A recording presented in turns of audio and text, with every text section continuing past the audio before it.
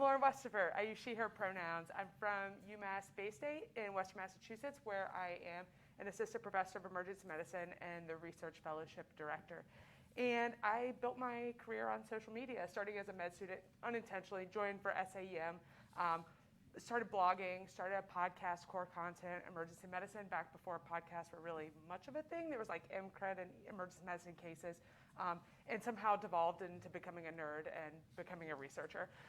So I'm gonna go back to the glory days of my career and talk to y'all about social media.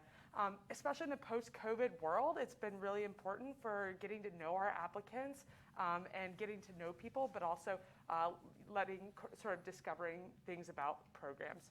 So I'm just gonna talk for a little bit about how you can control your image, how to use social media, like to learn about programs, to learn medicine, and build community, which is, I think, is one of the most important parts of sort of leveraging social media within emergency medicine. What I'm not gonna do is teach y'all to become influencers, because I have a lot of personal feelings about that. And think that for medical students, it's not where you should spend your time. Also because I've never made money. I unfortunately also can't teach you to be Dr. Whomever. My favorite is right here. He's amazing. I'm just not funny enough, so I'm not even gonna try. But I hope one of you can also parallel and channel his humor. The first thing I want to talk with y'all about is controlling your image. Because I can tell you, people are gonna do this. And what pops up when you do that? Now, I didn't intentionally work on this, but I Googled myself and I was like, what do people know about me? And if you Google me now, you'll see that I've built myself into a nerd, but also my brand has become, I'm an LGBT advocate. I am a nerd, I'm a researcher, I'm an emergency physician, and I'm a mother. So of those things, over the years, I have established that and been fairly consistent, although the mom thing is kind of a recent addition. But Google yourself and make sure you know that the things you put up, images may be reused without you realizing it, and just be aware of what's out there. So think about, who are you? More importantly, who do you want to project to be? I hope part of that is actually who you are, but you're very much in control of that, whether you use the same image across platforms, so that when people Google you, that's the image that comes up. And maybe it's not one of you playing rugby when you were in college 15, 20 years ago. The most important things, and things that I see violated time and time again, and our enthusiasm to share our cases, share that we know emergency medicine, we know stuff. People are not being nice. People are talking about patients. People are forgetting that in this, especially like in Twitter, there is often no context. And what you say can be taken and put in a different context that is sort of in people's imaginations. And then lastly, sort of what I talked about, branding yourself. Any of y'all know this example? This is a resident who is kicked out of a program based on some Instagram and Twitter posts. Study case analysis. What do y'all think is wrong here? Okay, the picture, not terribly unprofessional. We'll start there. But it starts off with, ew. Now, that's fine, but already this person is setting something up. So here, they're saying, I'll purposely give these people the wrong meds. Now, that's like eroding trust in the medical profession, right? Like, also admitting to malpractice. Those are things that you don't want to do and you would think are common sense. And additionally, there's slurs in there. So things that you're going to want to avoid that may seem common sense, people forget that there's this professional and personal line. It's fine to blur it. A lot of people blend their personal and professional public platforms, but you got to be really careful, especially if you're a racist or a sexist or something like that, or let the programs know who you really are. This is one I see probably the most common violation. It's talking about patients. You're so excited. You threw in a chest tube. You got blood all over your scrubs. You want to take a picture. I know that was me when I put in my first chest tube as a fourth-year med student in rural Alabama. I was so excited. We weren't expecting blood to come out of the chest. They forgot to tell me that I needed to have the clamp right there. and I needed to change my pants, but for a good reason because I had blood all over me. And I was like, oh, this would be great to post about this car accident. But like in small town Alabama, if I post about a car accident on that same day, people could easily figure out who it is. And we forget that. You post about, an accident, a shooting. Like where I work, we have so much gun violence that if I posted about something, people could easily figure out who it is. Also, you would think pictures. There's not a patient in here. The news agencies has since blurred this out. This was a post. The other game we play in the OR is guess that weight. It applies to much more than babies. This was a uterine fibroid. But still, it was so big that it could be the person, if you're the person that was taken out of, right? And because this was tied to a residency program and the person that posted it had in their profile which residency they worked at, and you had fibroid surgery on that day, somebody's posting your organ, something that may have caused your infertility or whatever, and making it into a game. Something that seems, right, that was probably an amazing surgery to be a part of. And we all make those jokes that may or may not be sort of in good fun about patients or things like that. But putting it out there in public can be a really big problem. Even if you're like, well, there's no armband in there. The patient's face isn't in there. But you got to think about any image that you post or even any jokes you make about your healthcare practice. Bottom line, images needs consent. If you use an image, it should be consentable. There's often identifiable things in there. If it's an x-ray, a CT scan, if there's a tattoo in there, oftentimes those things can be identifiable. Is healthcare information visible? Oftentimes you can really zoom in and figure things out. This is another recent example from a medical student at Wake Forest. I had a patient I was doing a blood draw on see my pronoun pin and laugh loudly to the staff. She, her? Well, of course it is. What other pronouns even are there? It? If somebody said that to me as a member of the LGBT community and someone who does research in that realm, I would be shaking angry. But you know what I wouldn't do? Post this part. I missed his vein, so he had to get stuck twice. Now, I'm amazing at ultrasound-guided IVs, really good at central lines and other venous access. We love procedures, right? That's why we do emergency medicine. I'm really bad at peripheral veins if an emergency nurse hasn't gotten one before me. If they're like, oh, yeah, you stick this patient, I'm like, I'm just going to roll my ultrasound machine over here. And I bet probably even after you go to the gym and your veins are all bulging, I'd probably even miss that too, blind. Anyways, so this is an example of maybe not what to do. Now, why? So it could be the implication, she intentionally missed the venipuncture, right? If you don't care about pronouns, if you don't understand that there's so many other factors at play, maybe she ain't that good at lines anyways, you may say, well, she did that intentionally. Maybe she accidentally did it, right? That happens all the time. Do med students want to admit their procedural failures? No. How many people you hear out on social media being like, I tried that central line today, didn't get it, and so then, or posting their non-champagne taps, right? The other possibility is here, maybe the patient caused her to miss the vein. Maybe she was about to get it, and then the patient's talking and making those slurs.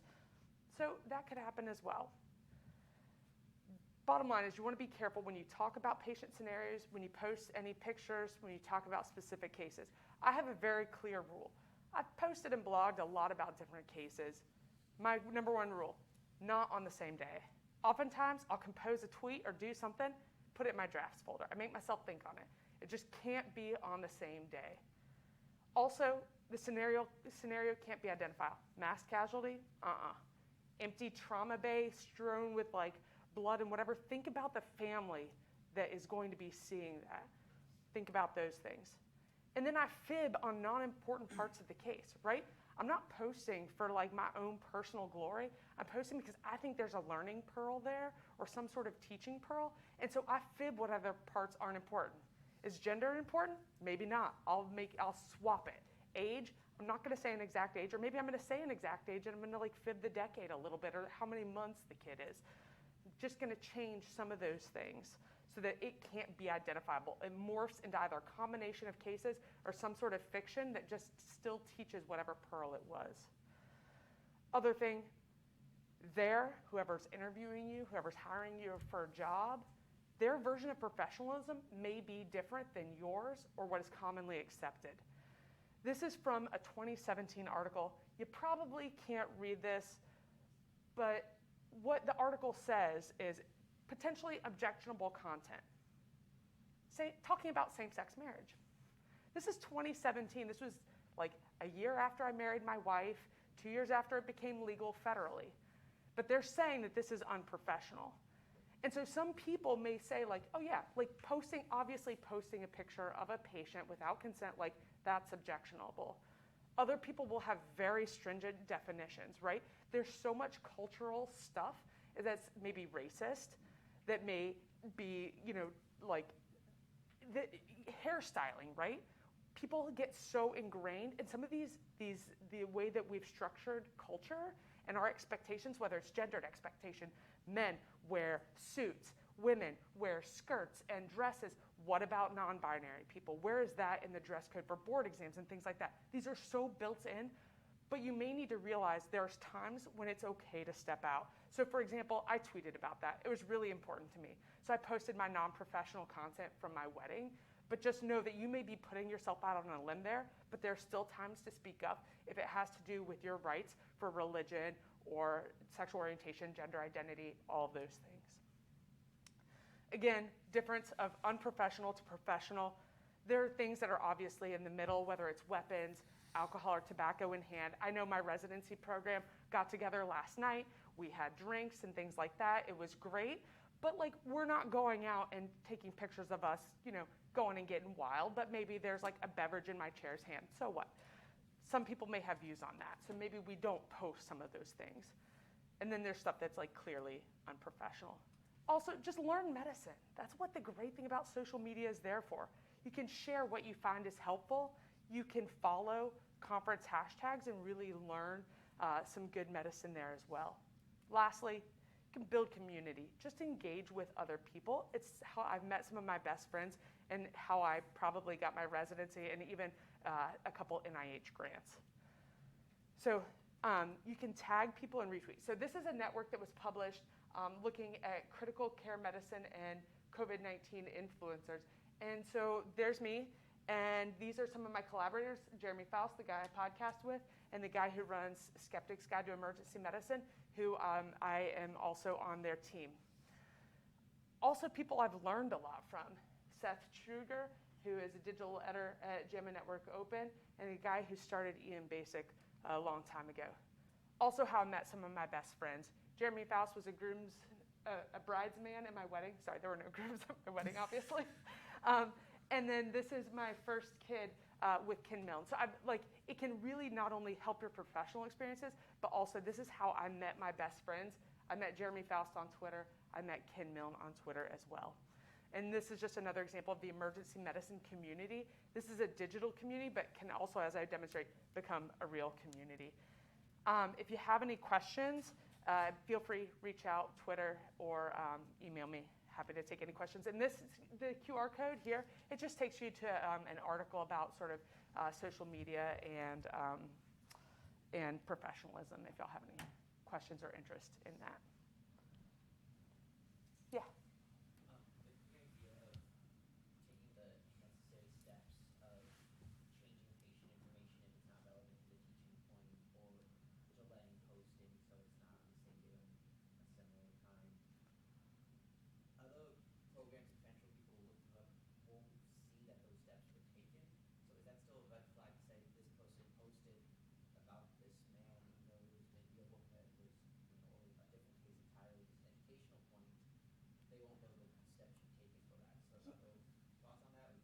Yeah, so I think that's a really great point.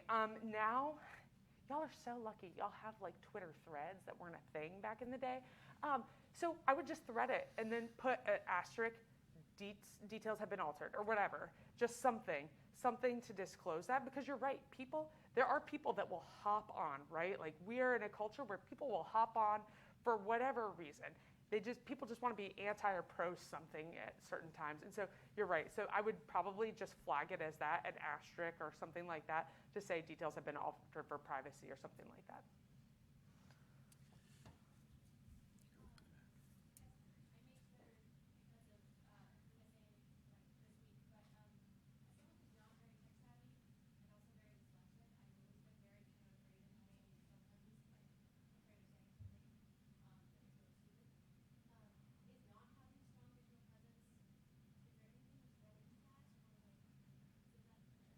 So I don't, like, everyone doesn't need to have a strong digital presence, right? Like, everyone doesn't need to tweet or become the next, like, right? You're not all gonna make amazing videos of Jonathan and nephrology and what, like, we're not all gonna do that. And so it's okay to be whomever you are. And like, if you're not interested, that's fine too. I would still claim your digital presence. So I would still put up a professional picture. I would, and you can even leave it at that. You can even like privacy, protect everything and then just follow and lurk. That's also fine. You're gonna miss some of the building of community and stuff like that. The other thing that I think is great is drafting and then proofing and stuff, right? Like so often, like, I don't know, I got the fattest thumbs ever. Like I'm sitting there and I'm like, none of that makes sense. And it's so embarrassing because there's no edit button. And now like everybody knows that I'm a mess. And so the other thing is to draft on computers too, right? Like, because Grammarly will correct your mistypings and stuff like that. So, yep. But no, I think if it's not your interest, like, most of the faculty looking at your application at that, you know what I mean? Yeah, I can't do Twitter either. You know what I mean? Like, it's not programs maybe that you can have a big presence, but it's like, or even like the guys in our crew who are really good at it. It's like, yeah, that's cool, but like, no, if it's not your interest, you're probably gonna blend in more with a lot of the older faculty, and that's like great, right? And just a final thing, so thank you so much. That was great. This was a new addition to kind of our agenda this year, and one of the things that we had talked about earlier is, treating the clerkship coordinator with respect.